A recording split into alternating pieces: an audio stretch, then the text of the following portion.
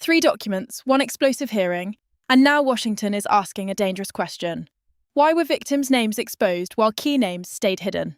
Inside a House Judiciary Committee room, Congressman Thomas Massie holds up DOJ records tied to Jeffrey Epstein, and what happens next turns the hearing into chaos. Pam Bondi fires back, calls him a failed politician, and the room erupts. But the real story is not the insult. It is what those documents may reveal and why some answers still have not come. Is that your position as well? My position is that any victim who comes forward, of course, we would love to hear from them. Call 1-800-FBI. Did you ask Merrick Garland that over the last 4 years? Did you talk about Epstein? I am reclaiming my time. I'm glad you're asking about Merrick Garland because this is bigger than Watergate. When I don't answer a question, this goes over 4 administrations. You don't have to go back to Biden. Let's go back to Obama. Let's go back to George Bush. This cover-up spans decades, and you are responsible for this part. On February 12, 2026, inside a House Judiciary Committee hearing room in Washington, D.C., a routine oversight session suddenly became one of the most talked-about confrontations in American politics. Cameras were rolling, members were seated, and staffers were watching every exchange. Then Congressman Thomas Massie, known for challenging leadership in both parties, began speaking. Massie did not arrive with vague accusations. He arrived holding 3 documents he said came from Department of Justice productions connected to the Jeffrey Epstein files. In a city built on speeches and headlines, paper still matters. Documents matter more, and Massie knew it. Across from him sat Pam Bondi, facing direct scrutiny over how the Justice Department handled records tied to one of the most controversial criminal networks in recent memory. Epstein's death in 2019 never ended public interest in the case. If anything, it intensified it. People wanted names, victims wanted accountability, the public wanted transparency. Massie's first claim hit hard. He said an email from victims' lawyers listed names that should not be made public, yet sensitive names were still released. If true, it would mean the people most harmed were exposed while others remained protected. The room tightened. Then came the second document. Massie described a file related to alleged co-conspirators that had been heavily redacted. His argument was simple and politically devastating. Names tied to wrongdoing were hidden from public view. In a hearing built around oversight, that accusation struck at the core of trust. Then came the third document, FBI witness interview forms, often known as 302s. Massie said survivors had given statements naming individuals, but those names remained blacked out or inaccessible. He accused the DOJ of controlling what the public could see while claiming transparency. Bondi pushed back. She rejected the idea of a deliberate cover-up and said some errors were corrected quickly. But the exchange was no longer technical, it was personal. Voices rose. Interruptions followed. Then came the line that changed the tone of the room. Bondi called Massie a failed politician. In Washington, insults are common, but timing is everything. Coming in the middle of questions about victims, secrecy, and accountability, the remark instantly shifted attention. Massie responded by pressing harder, saying this issue went beyond one administration and beyond one party. Republicans watched, Democrats watched. Staffers stopped typing because beneath the shouting match was a larger problem no one in that room could easily dismiss. If these records were mishandled, who made those decisions? And if no one could answer that question in public, what else remained buried? To understand why this hearing became explosive, you have to look past the shouting and focus on what both sides were really fighting over: control of the Epstein narrative. For years, the Epstein case has existed in 2 worlds.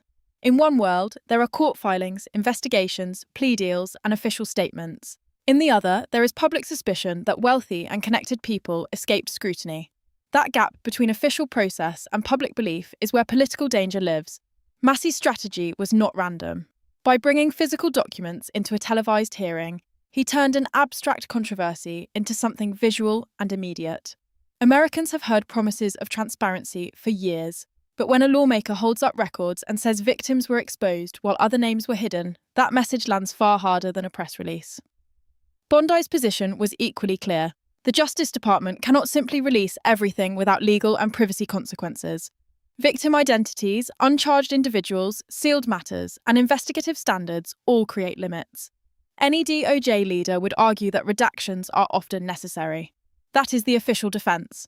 But Massie was attacking something deeper than redactions. He was attacking discretion. Who decides what is hidden? Who decides what is shown? And are those decisions applied equally when powerful names are involved? That question matters because the Epstein story touches money, influence, and elite access.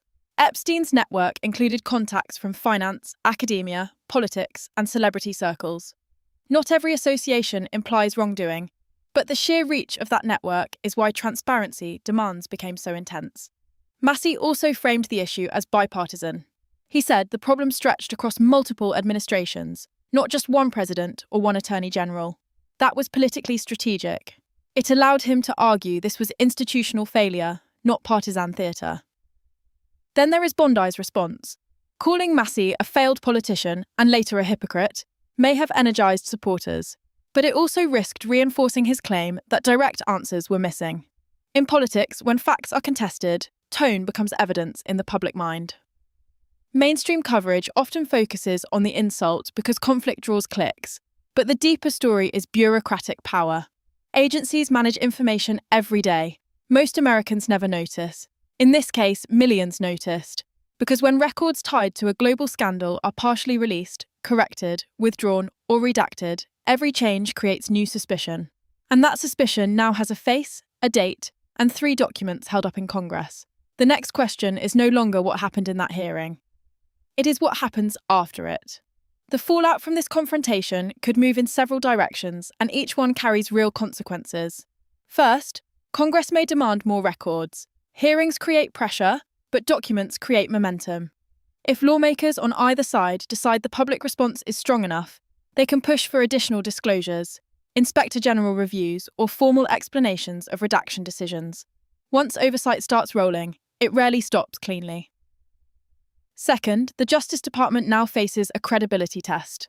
If officials say mistakes were corrected quickly, critics will ask for timelines, internal communications, and decision chains. Who approved releases? Who approved redactions? Who reviewed complaints after publication? Those are not abstract questions. They are operational questions that can be answered or avoided. Third, this affects real victims. For survivors of trafficking and abuse, public mishandling of names is not political theatre. It can mean fear, re-traumatization, harassment, or loss of privacy. Every bureaucratic mistake lands on a human life. Fourth, it affects public trust. Americans already distrust institutions at high levels. When a scandal involving wealth, sex crimes, and elite connections appears clouded by secrecy, trust falls even further. And once trust collapses, every future statement is doubted. There is also an election year reality. Figures like Massie know that accountability themes resonate with voters tired of insiders protecting insiders. Bondi knows that defending institutions while under attack is politically risky. Both sides understand the cameras were not just recording a hearing, they were recording a campaign message. But beyond campaigns, one truth remains. The Epstein case has never been only about one man. It has always been about systems. Who was protected, who was ignored, who had power, who did not. That is why one hearing matters. 3 documents entered the room, but they reopened years of unanswered questions. If more records emerge, this story grows bigger. If nothing changes, suspicion grows louder. And in Washington, silence is rarely the end of a scandal. If you want the next developments, hit subscribe, like this video, and comment below. Were those 3 documents enough to expose the truth, or just the beginning? Now the hearing room is empty. The microphones are muted, the cameras have moved on. Lawmakers step into hallways, reporters rush toward elevators, staffers gather papers, and another day in Washington appears to continue as normal. But anyone who understands politics knows the real battle often begins after the room goes quiet. Because hearings end, questions do not. What happened inside that committee room was larger than one clash between Thomas Massie and Pam Bondi. It was a collision between 2 forces that define modern America: public demand for truth and institutional control over information. That struggle is not new, but in this case, it carries a name the public has never forgotten: Jeffrey Epstein. Years have passed since Epstein's death in federal custody in 2019. Yet the case still hangs over politics, media, law enforcement, and public trust like unfinished business. That is because the Epstein scandal was never viewed as one man acting alone. It was viewed as a network, a web of influence, a story involving money, access, power, and silence.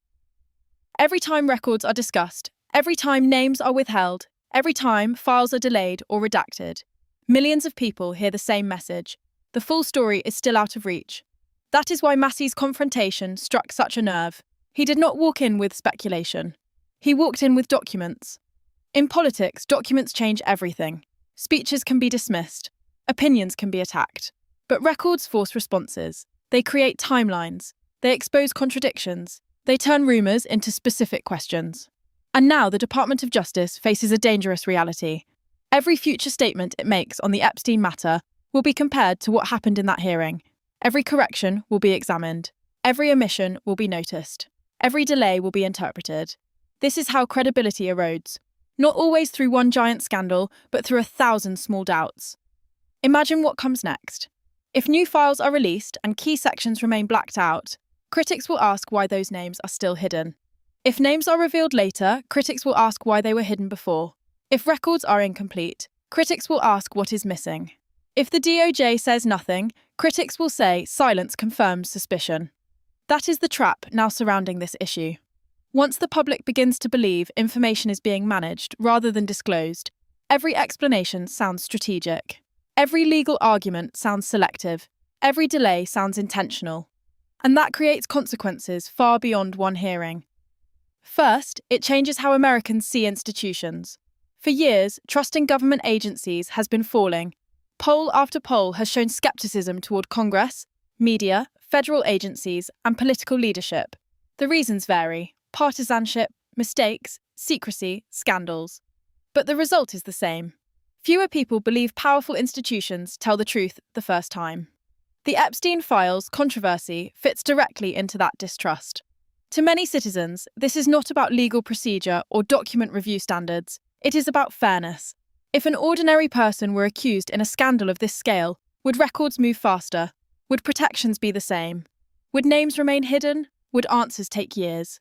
Those questions may not be legally precise, but politically they are devastating, because politics is often driven less by technical truth and more by perceived fairness. And millions of Americans believe fairness disappears when wealth and influence enter the room. Second, this affects victims and survivors in a very real way. Behind every argument over records are people whose lives were damaged long before lawmakers began debating files. Survivors of abuse do not experience redactions as abstract policy. They experience them as reminders that systems often protect themselves first. They experience delays as emotional weight. They experience public confusion as another layer of pain. When names that should remain private are exposed, the damage can be personal and immediate. When names tied to alleged wrongdoing remain hidden, the damage can feel moral and permanent. That imbalance is why this issue continues to resonate. The public instinctively understands the difference between protecting victims and protecting power. Third, the political consequences may only be beginning. Massie's approach was strategic. By framing the controversy as bigger than one administration, he widened the battlefield. He argued this spans Republicans and Democrats, presidents and attorneys general, years and institutions. That matters because it transforms the story from a partisan attack into a systemic indictment. If he had blamed only one side, half the country might dismiss it. By blaming multiple administrations, he invites distrust from everyone. That is politically potent. Bondi, meanwhile, faced a different challenge. Any attorney general must defend the institution they lead. To concede too much invites chaos. To concede too little invites suspicion. It is one of the hardest positions in Washington. Defend process while public outrage demands certainty. Her sharp comments toward Massie may have energized allies who see the hearing as grandstanding, but they may also strengthen critics who argue direct answers were missing. In high-profile hearings, tone can matter almost as much as substance. One sentence can overshadow 10 explanations. And once a viral clip spreads online, context becomes secondary. That is another reason this story keeps growing. Modern politics rewards confrontation. A committee exchange that once would have been forgotten now becomes clips, headlines, commentary threads, reaction videos, and millions of views. One phrase, "oh, failed politician," travels faster than any legal memo ever could. But beneath the spectacle lies something more serious. What if Congress decides to escalate? That could mean subpoenas, additional hearings, requests for internal communications, Inspector General involvement, demands for chain of custody records on released files, questions over who approved redactions, who reviewed complaints, and who authorised corrections. Those processes can take months, sometimes years, but once they begin, they create their own momentum. Even if no dramatic revelation appears, the process itself keeps the story alive. Every hearing renews attention. Every letter becomes news. Every refusal becomes controversy. Washington understands this dynamic very well. That is why institutions often try to contain issues early. If they fail, issues become narratives, and narratives are harder to stop than investigations. Then there is the international dimension. America presents itself globally as a nation of laws, accountability, and transparency. Allies watch US institutions closely. Rivals do too. When high-profile scandals appear unresolved for years, it affects credibility abroad. It feeds criticism that powerful democracies preach standards they do not consistently apply at home. That may sound abstract, but geopolitics often runs on perception. When trust weakens internally, authority weakens externally. And stories like this do not stay domestic anymore. They spread instantly across Europe, Asia, Latin America, and beyond. Every unresolved American scandal becomes global content. Then there is the cultural impact. The Epstein story has become symbolic. To some, it represents elite impunity. To others, conspiracy culture. To others, the failure of institutions to communicate clearly. To others, still, a genuine accountability issue mixed with sensationalism. All of those interpretations now collide every time new records are mentioned. That means facts alone may not settle this anymore. Because once a story becomes symbolic, people read new events through beliefs they already hold. Supporters of institutional process see necessary caution. Critics see coordinated concealment. Neutral observers see dysfunction. Politicians see opportunity. This is why the next moves matter so much. If the DOJ increases transparency carefully and consistently, it may rebuild some trust. If it appears defensive, fragmented, or inconsistent, distrust may deepen. If Congress pursues facts responsibly, it may strengthen oversight. If it turns everything into theatre, public cynicism may grow. That is the narrow path ahead. And history shows how difficult that path can be. Washington often struggles with accountability, not because facts never exist, but because incentives collide. Politicians want advantage, agencies want stability, media wants conflict, the public wants certainty, victims want justice, lawyers want caution. All of those forces pull in different directions. The result is often delay, and delay has a cost. Every year without clarity allows speculation to harden into belief. It allows distrust to become identity. It allows people to stop expecting truth entirely. That may be the greatest danger of all. Not one redaction, not one insult, not one hearing, but a public that no longer believes answers are possible. When citizens reach that point, democracy weakens quietly. People disengage